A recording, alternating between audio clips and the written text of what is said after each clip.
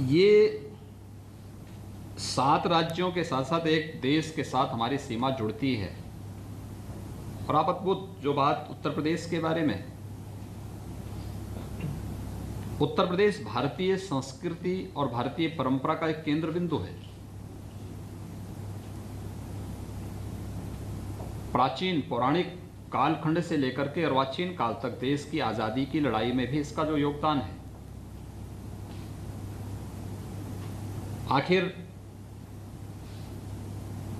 दुनिया की सबसे प्राचीन नगरी काशी उत्तर प्रदेश में है। मर्यादा पुरुषोत्तम भगवान श्री राम की जन्मभूमि उत्तर प्रदेश में है। भगवान श्री कृष्ण की पावन जन्मस्थली उत्तर प्रदेश में है। गंगा यमुना के संगम की स्थली प्रयागराज उत्तर प्रदेश में है। देश के अंदर अगर हम पुराणों की धरती के रूप में इसकी वो करें तो वह नैमिष तीर्थ भी श्रीमद् भागवत महापुराण का सबसे पहला वाचन जिस धरती पर हुआ था वह उत्तर प्रदेश में है। सुख तीर्थ उत्तर प्रदेश में है। यानी अपनी वैदिक और पौराणिक परंपरा को समेटे हुए चित्रकूट को आप ले लीजिए, आपका अन्य जितने भी श्रृंगेरपुर को ले लीजिए, कौन सा ऐसी जगह है जो यहां पर नहीं है। हम वैदिक काल से, रामायण काल से, महाभारत काल का हस्तिनापुर भी उत्तर प्रदेश में ही है। और जिस क्षेत्र में हम लोग इस फिल्म सिटी के लिए प्रस्तावित किया है, जहां पे भी यमुना अथॉरिटी की ओर से जो प्रेजेंटेशन प्रस्तुत भी किया गया है, देखिए ये भारत की उस जिस नाम से भारत का नाम भारत पड़ा, भरत, शकुंतला पुत्र भरत के नाम पर, ये उसी हस्तिनापुर के आसपास का क्षेत्र है जहां पर ये फिल्म स्टूडियो हम लोग फिल्म सिटी हम लोग प्रस्तावित कर रहे हैं। भारत की पहचान का प्रतीक बनेगा। गंगा और यमुना के बीच का भूभाग है। यमुना एक्सप्रेसवे, यमुना जी के पैरेलल जो हमारा एक्सप्रेसवे आ रहा है दिल्ली को आगरा से जोड़ने के लिए, उसके बीच में पूरा क्षेत्र पड़ता है। और इस पूरे क्षेत्र ने आपने देखा होगा कितना बड़ा योगदान दिया है देश की, यानी मध्य के उस कालखंड में जब इस देश पे हमले हो रहे थे तब भी यह क्षेत्र जूझता रहा, लड़ता रहा, कार्य करता रहा। और देश की आज़ादी में भी इस क्षेत्र की भूमिका उसको कोई नकार नहीं सकता है। प्रथम स्वातंत्र समर से लेकर के उसके बाद के कालखंड में अगर आप देखेंगे बहुत बड़ा योगदान रहा है इस भूभाग का, इस धरती का। तो स्वाभाविक रूप से वैदिक काल से लेकर के और आज के कालखंड तक भारतीय परंपरा, भारतीय संस्कृति और भारतीय सभ्यता की सबसे महत्वपूर्ण धरती उत्तर प्रदेश रही है। और भारतीय सिनेमा का बहुत बड़ा योगदान इस दिशा में है, देश को जोड़ने, केवल भारत के अंदर ही नहीं, भारतीय सिनेमा ने तो भारत के बाहर तक भारत की संस्कृति और सभ्यता को पहुंचाने का कार्य किया। हर एक के उत्थान और पतन का अपने एक समय होता है और ये धर्मचक्र है। ये उत्थान और पतन उसके साथ जुड़ा होता है, हम उससे अलग अपने आप को हटके नहीं देख सकते। इसलिए ये जितनी भी प्रक्रियाएं हैं, अगर बुरा हुआ है तो उसने अच्छा भी किया है, और अच्छे बुरे के बीच में रास्ता हमें ढूंढना है, उससे हमें रास्ता निकालना है। हमें अच्छेपन के लिए भारतीय दृष्टिकोण हो, भारत की सभ्यता और संस्कृति को हम पूरे देश के अंदर गौरव के साथ पहुंचा सकें, पूरी मर्यादा के साथ पहुंचा सकें, इस भाव को लेकर के इस कार्यक्रम को आगे बढ़ाने की आवश्यकता है। और मैं आपको इस बात के लिए विश्वास के साथ कह सकता हूं कि कनेक्टिविटी के मामले में अगर आप देखेंगे तो बेहतर कनेक्टिविटी, हमारा जेवर एयरपोर्ट एशिया का सबसे बड़ा एयरपोर्ट बनने जा रहा है। अभी अगले महीने से हम लोग उस पर कार्य प्रारंभ करने जा रहे हैं और 2023 से हमारा प्रयास है कि हम उसको फंक्शनल करेंगे। सबसे बड़ा एशिया का एयरपोर्ट बनेगा, ग्रीनफील्ड एयरपोर्ट, इंटरनेशनल एयरपोर्ट के रूप में हम उसे डेवलप कर रहे हैं। हमारी सारी कार्रवाई पूरी हो चुकी, 5000 एकड़ में वो बन रहा है, बहुत बड़ा एयरपोर्ट बन रहा है। दूसरा, उसकी कनेक्टिविटी जो हम दे रहे हैं, इस कनेक्टिविटी के साथ साथ हमने इंफ्रास्ट्रक्चर के लिए और भी कुछ किया है। हम ये जो पूरा क्षेत्र है, यहाँ पे मेट्रो की भी 4 लेन की कनेक्टिविटी तो अभी भी है, मेट्रो की और भी जो आधुनिक सुविधाएं होंगी, इन सब के साथ हम उसको जोड़ने जा रहे हैं। हमने अपनी अथॉरिटी की पूरी बैठक, नोएडा, ग्रेटर नोएडा, यमुना अथॉरिटी, इन सब की बैठकें भी हमने की हैं। ये केवल फिल्म सिटी तक ही सीमित नहीं रहेगा, हम वहाँ पे एक वर्ल्ड क्लास इलेक्ट्रॉनिक सिटी भी देने जा रहे हैं और वर्ल्ड क्लास की एक फाइनेंशियल सिटी भी हम वहाँ पे प्रपोज करने जा रहे हैं, जो हर प्रकार की आर्थिक और वित्तीय गतिविधियों का संचालन वहाँ से कर सके। इस दृष्टि से भी ये सारी एक्टिविटीज़ हमारी वहाँ पे प्रारंभ होने जा रही हैं और इसको लेकर के बहुत तीव्र गति से हम लोग अपने कार्यक्रम को आगे बढ़ा रहे हैं। अब आश्चर्य करेंगे, 2017 के पहले उत्तर प्रदेश में हमारे केवल 2 एयरपोर्ट फंक्शनल थे और एक में कभी कभार कोई फ्लाइट आ पाती थी। आज हमारे यहाँ 7 एयरपोर्ट फंक्शनल हैं, 25 पे कार्य चल रहा है। हर एक कोने को हम टच कर रहे हैं। आजमगढ़ को भी हम वायु सेवा के साथ जोड़ रहे हैं। चित्रकूट में हमारा एयरपोर्ट बन रहा है, अयोध्या में हमारा एक बड़ा एयरपोर्ट बन रहा है। इसके साथ ही कुशीनगर में इंटरनेशनल एयरपोर्ट हमारा अगले 1.5-2 महीने में हम उसको फंक्शनल कर देंगे। बुद्ध हम दे रहे हैं दुनिया को, महावीर हम दे रहे हैं दुनिया को, कबीर हम दे रहे हैं दुनिया को। कौन सी ऐसा कालखंड रहा है जब हमने नहीं दिया हो? और गंगा जैसी पवित्र नदी और यमुना जैसी पवित्र नदी भी दुनिया को उत्तर प्रदेश दे रहा है, उत्तर प्रदेश की देन है। कुंभ के आयोजन को आप देखेंगे, यूनेस्को ने अमूर्त मानवता की मूर्त सांस्कृतिक धरोहर के रूप में उसको मान्यता दी। देखिए ना, लोगों की भावनाएं किस प्रकार से परवान चढ़ती हैं। सरकारें उसको एक औपचारिकता बना देती थी। 2013 में महाकुंभ का आयोजन था, पूर्ण कुंभ था। घटनाएं, दुर्घटनाएं, दुर्व्यवस्था, गंदगी, ये सब के पर्याय कुंभ जैसे आयोजन बन गए थे। कुंभ के बारे में हम लोग क्या मानते थे? कुंभ ये मानते थे कि कुंभ में सभी देवी देवता संगम तट पर आकर के स्नान करते हैं। सरकार की कोई व्यवस्था हो ना हो, लेकिन गांव का एक सामान्य गरीब से गरीब व्यक्ति से लेकर के हर जिसके पास साधन थे अपने साधन से, शेष व्यक्ति अपने स्वयं के साधन से, कोई पैदल आ रहा है, कोई ट्रैक्टर से आ रहा है, कोई ट्रेन की छत पे चढ़ करके आ रहा है, कोई ट्रक में बैठ करके आ रहा है, लेकिन संगम में जाकर के स्नान करता था। सुविधा नहीं होती थी। कुंभ के बारे में जब चर्चा की बात आई तो मैं प्रधानमंत्री जी के पास गया। आदरणीय प्रधानमंत्री जी ने कहा कि देखिए, कुंभ को दुनिया के एक यूनिक इवेंट के रूप में प्रस्तुत किया जाना चाहिए। अब तक छवि क्या है? कुंभ का मतलब अव्यवस्था, कुंभ का मतलब गंदगी, कुंभ का मतलब दुर्व्यवस्था, कुंभ का मतलब असुरक्षा। इस छवि को कैसे हम हटाएंगे, इसके बारे में कुछ अध्ययन करके इस पर कार्य योजना तैयार होनी चाहिए। हम लोगों ने कार्य प्रारंभ किया। यद्यपि 2019 में कुंभ जो था वह पूर्ण कुंभ नहीं था, अर्ध कुंभ था, लेकिन हमने नाम बदला। हमने कहा नाम कुंभ होगा। अधूरा हमारे यहां कुछ नहीं होता है। हम आधे में नहीं, पूर्ण में विश्वास करते हैं और इसलिए कुंभ नाम होगा। कुछ लोगों ने आपत्ति की तो मैंने उनको आमंत्रित किया। मैंने कहा मुझसे बातचीत करो, मैं इसका जवाब दूंगा। और फिर मैंने कहा कि देखिए, हमारे यहां पूर्णता से ही शुरू होती है और पूर्णता में ही समाप्त होता है।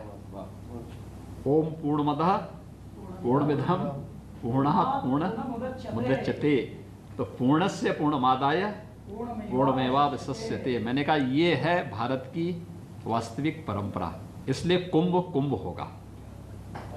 आप इसको महाकुंभ कर सकते हैं बाद में, लेकिन अभी कुंभ होगा और कुंभ को हम इसी रूप में प्रस्तुत करेंगे। फिर हम लोगों ने कुंभ का पहली बार, देखिए हजारों वर्षों के इतिहास में पहली बार कुंभ का एक लोगो होना चाहिए। लोगो क्या होगा, हम लोगों ने लोगों को उसी रूप में प्रस्तुत किया। कुंभ के पीछे का उद्देश्य क्या, हमने प्रसून जोशी जी को भी बुलाया था, हमने उनको थॉट दिया, हमने कभी कुंभ का मतलब प्रयागराज में हो रहा है तो गंगा और यमुना का संगम हो, अमृत कलश वहां पे उतरता हुआ दिखाई दे रहा हो, हम उसको किस रूप में प्रस्तुत करते हैं, इस रूप में इसको हमें आगे बढ़ाना चाहिए। और फिर हम उसको प्रचार के एक माध्यम के रूप में लें। हमें स्वच्छ कुंभ देना है, हमें सुरक्षित कुंभ देना है, लेकिन हमें टेक्नोलॉजी को अपनाने में परहेज नहीं करना है। हम अपने पीछे पिछड़ेपन का थप्पा नहीं लगाना चाहते। हम भारतीय हैं, इस पर हमें गौरव की अनुभूति होनी चाहिए, लेकिन हम टेक्नोलॉजी को अपना करके उसको बेहतर करेंगे। अब आश्चर्य करेंगे, लोग मुझसे कहते थे कुंभ में इतनी बड़ी तैयारी आप कर रहे हैं, इलेक्शन के ठीक पहले ही आयोजन हो रहा है, और कोई घटना हो गई तो क्या होगा। मैंने कहा आप ये सोचते क्यों घटना होगी, भाई हम फुल प्रूफ व्यवस्था दे रहे हैं। उन्होंने कहा भीड़ होगी कैसे रोकेंगे, मैंने कहा आर्टिफिशियल इंटेलिजेंस का उपयोग करेंगे। उन्होंने कहा कोई आतंकी वारदात हो गई, मैंने कहा देश और दुनिया के सभी ऐसे जितने भी संदिग्ध चेहरे होंगे सब मेरे सॉफ्टवेयर में कैद होंगे, और वे इस क्षेत्र में कहीं घूमेंगे भी तो पहले ही अलर्ट आने लग जाएगा, इससे पहले वो कुछ करें हम उसका काम तमाम कर देंगे, आप चिंता मत करिए, हमारे पास सब कुछ है, हम उसको करेंगे। अब देखिए इतना सक्सेसफुल रहा पूरा आयोजन। महाकुंभ के अवसर पर 2013 में 12 करोड़ श्रद्धालु आए थे, और जो अर्ध कुंभ जिसको कहते हैं, जिसको हमने कुंभ कहा, उसमें 24 करोड़ से ज्यादा श्रद्धालु आए थे। कहीं गंदगी नहीं, कहीं अव्यवस्था नहीं, कहीं असुरक्षा नहीं, कहीं कोई दुर्व्यवस्था नहीं। और हमने ये भी व्यवस्था की, पहले होता क्या था, श्रद्धालु आते थे दूर दूर से पैदल, उन्हें 20 किलोमीटर 25 किलोमीटर पहले उनको रोक दिया जाता था। हमने कभी याद करना 5 किलोमीटर से अधिक की दूरी न हो, और 5 किलोमीटर से हम पार्किंग, हर 5 किलोमीटर पार्किंग दे दीजिए, पार्किंग की पूरी व्यवस्था करिए। दूसरा ये भी व्यवस्था उसमें करिएगा कि 5 किलोमीटर से आने के लिए लोगों को हम लोग बैटरी चालित वाहन उन्हें उपलब्ध कराएं, वे लोग आ सकें, और संगम तट के अधिकाधिक नजदीक उनको लेके आइए, जिससे अधिक से अधिक लोगों को सुविधा हो सके। आप आश्चर्य करेंगे कि हमारे यहां माघी पूर्णिमा के दिन कुंभ में 5.5 करोड़ श्रद्धालुओं ने एक दिन में स्नान किया, और एक तिनका भी नहीं हिला। बहुत शांतिपूर्ण तरीके से सारा कार्यक्रम संपन्न हुआ। अपने चीजों को किस रूप में हमारा प्रस्तुतिकरण क्या होता है, ये निर्भर करता है। और मुझे लगता है कि भारतीय सिनेमा को भी हमें आज उस दिशा में ले जाने की आवश्यकता है, और उस पर बहुत साफ, जैसे बहुत सारे लोगों की पीड़ा इस बात को बताती है कि आप लोग चाहते हैं, जैसे कभी कैलाश जी ने भी कहा कि पहली फिल्म बनी थी उस सत्यवादी हरिश्चंद्र पे बनी थी, यानी हमारा उस समय फोकस क्या था कि हमें यानी गांधी जी का पूरा जीवन बदला कैसे, उनके नाटक को देख करके, उस समय की उन फिल्मों को देख करके, उन चित्रों को देख करके कैसे व्यक्ति में व्यापक परिवर्तन लाया जा सकता है, उसका आधार बना था ये। आपने देखा होगा जब रामानंद सागर जी ने रामायण सीरियल को प्रस्तुत किया था, मुझे लगता है आज भी हमने लॉकडाउन के दौरान देखा कि कितना व्यापकता उसमें देखने को मिली थी, किस रूप में लोगों ने उस चीज को स्वीकार किया। डिमांड होती थी कि इस एपिसोड को एक बार फिर से दिखाइए, फिर से दिखाइए, फिर से दिखाइए। हम किस रूप में प्रस्तुत करने का प्रयास कर रहे हैं, कैसे हम प्रस्तुत करना चाहते हैं अपनी चीजों को, ये इस पर निर्भर करेगा। और मुझे लगता है कि पीढ़ियां याद करेंगी जो आप अच्छी चीज देते हैं। भाई आज जब चाणक्य एक सीरियल आता है, लोग किस रूप में उसको देखते हैं, लोगों को अपनी परंपरा और अपनी संस्कृति का एहसास होता है कि वाह ये हैं हम, ये कर सकते हैं हम, अन्यथा किसी को पता ही नहीं। आखिर इन चीजों के बारे में देगा कौन? और मुझे लगता है सही परिप्रेक्ष्य में उसको हम रख सकेंगे तो उस दिशा में बेहतर प्रयास करना चाहिए। और हमारे यहाँ जो है, देखिए मैंने पहले भी यहाँ पे कहा, जो अभी यहाँ पर मेरे सामने जो बात अभी ओम जी ने जो बात कही कि वो आदि पुरुष के नाम पर एक फिल्म बनाना चाहते हैं, मैं स्वागत करूंगा।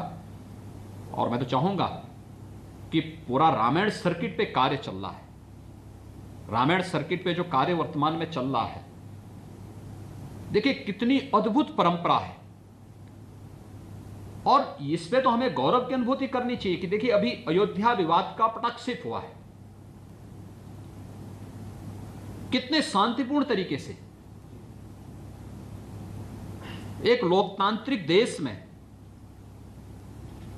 लोकतांत्रिक मूल्यों आदर्शों की स्थापना करते हुए, जहां पे हर व्यक्ति को अपनी बात को बोलने की पूरी स्वतंत्रता है, और तब 492 वर्ष के विवाद को, जिसमें लाखों लोग जहां पर बलिदान हुए हों, और एक फैसले ने सभी लोगों को एक नया वो दे दिया हो।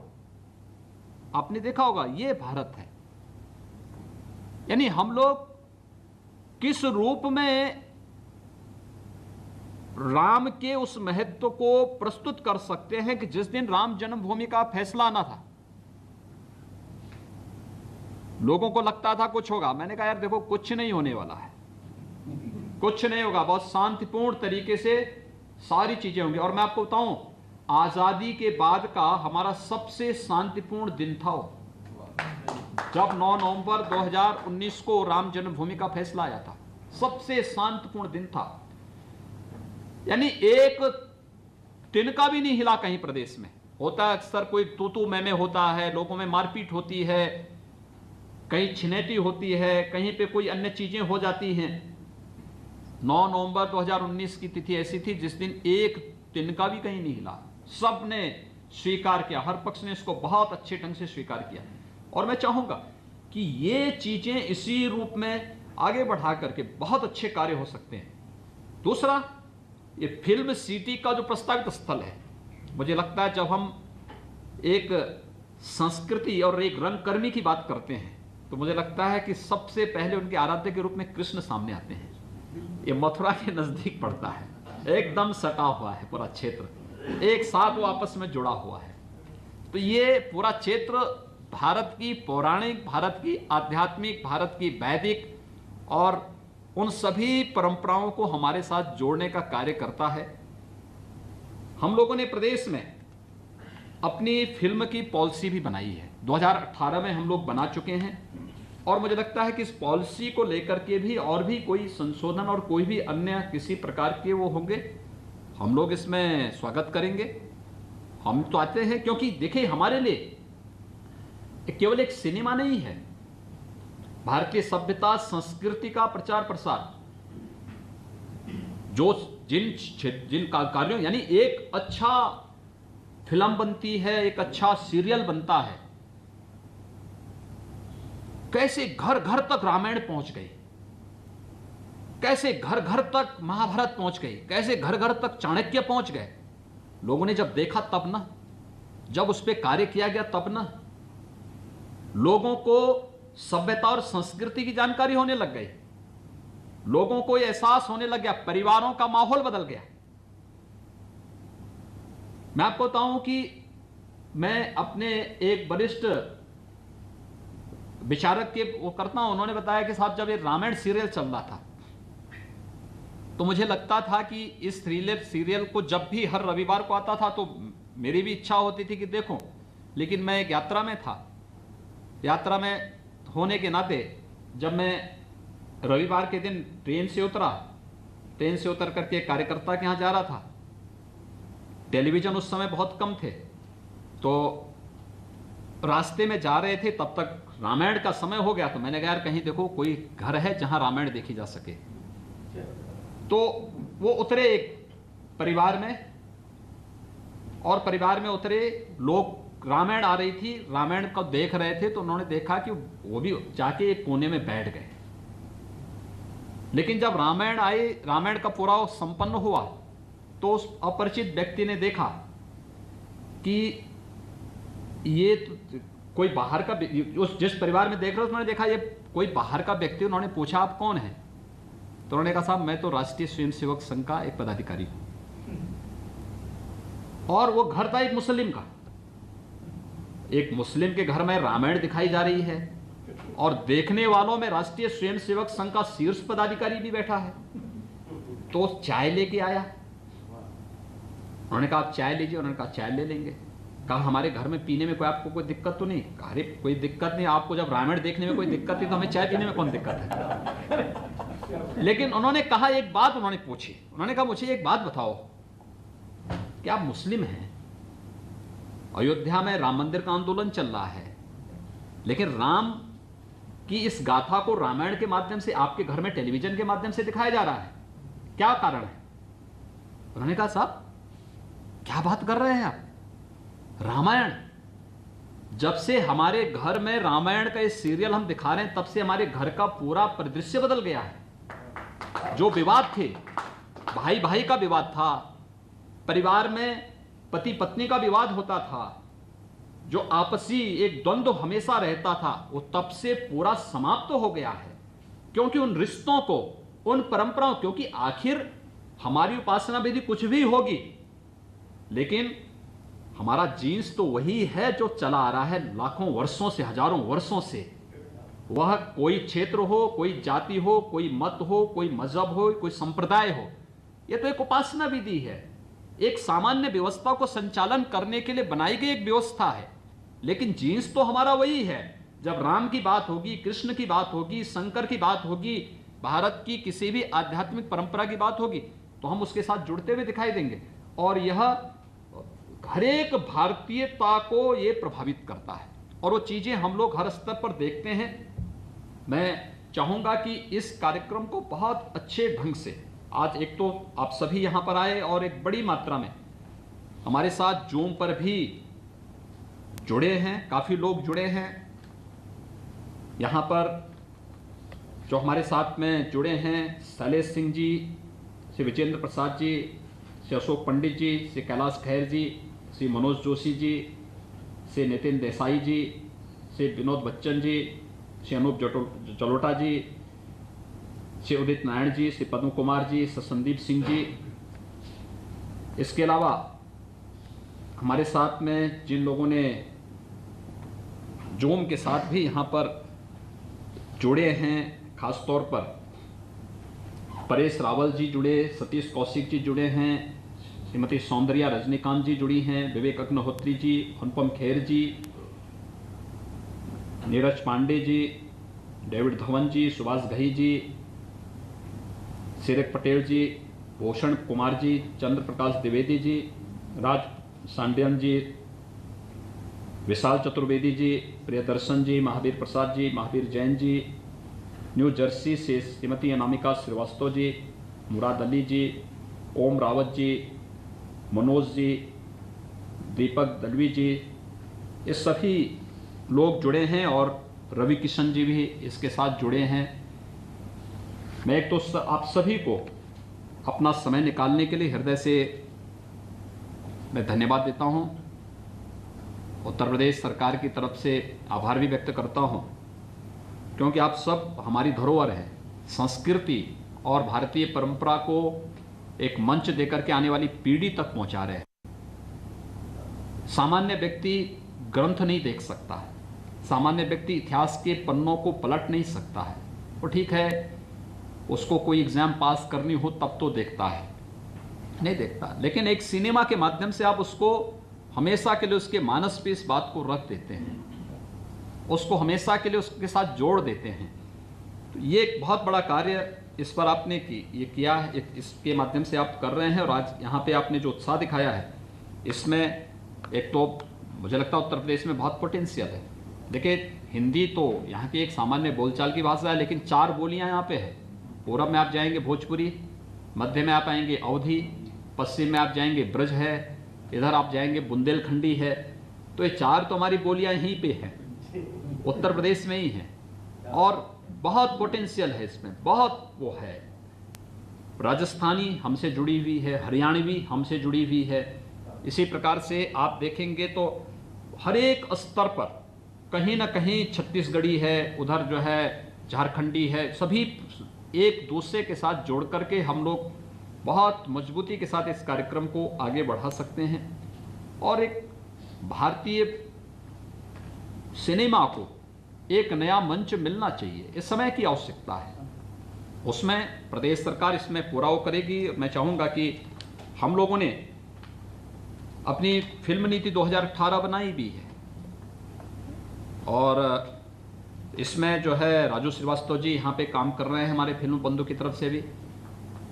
लेकिन इस कार्यक्रम को हम और अच्छे ढंग से विराट रूप में आगे बढ़ाने की आवश्यकता है, समय की आवश्यकता है। भारतीयता हमारे मन में होना चाहिए, हमें उससे इतर छोड़ कहीं भी अपने को उससे इतर नहीं रखना होगा। और उसको लेते हुए अगर हम कार्य करेंगे, उत्तर प्रदेश सरकार इसमें भरपूर सहयोग करेगी, कहीं कोई दिक्कत नहीं आने वाली है। और जो मैंने पहले भी आपको बताया है, ये तो अपार संभावना वाला प्रदेश है। तो सीएम योगी को सुन रहे थे आप, जो बता रहे थे कि फिल्म सिटी का निर्माण किस तरीके से करवाया जाएगा और कैसे आने वाले वक्त में उत्तर प्रदेश की दशा और दिशा इसके माध्यम से बदल जाएगी। उत्तर प्रदेश की जो पौराणिक मान्यताएं हैं, कैसे उसको बढ़ावा मिलेगा, कैसे उसको एक मंच मिलेगा, उन तमाम बातों का वो जिक्र कर रहे हैं। छोटा सा ब्रेक लेंगे, जल्द होगी वापसी।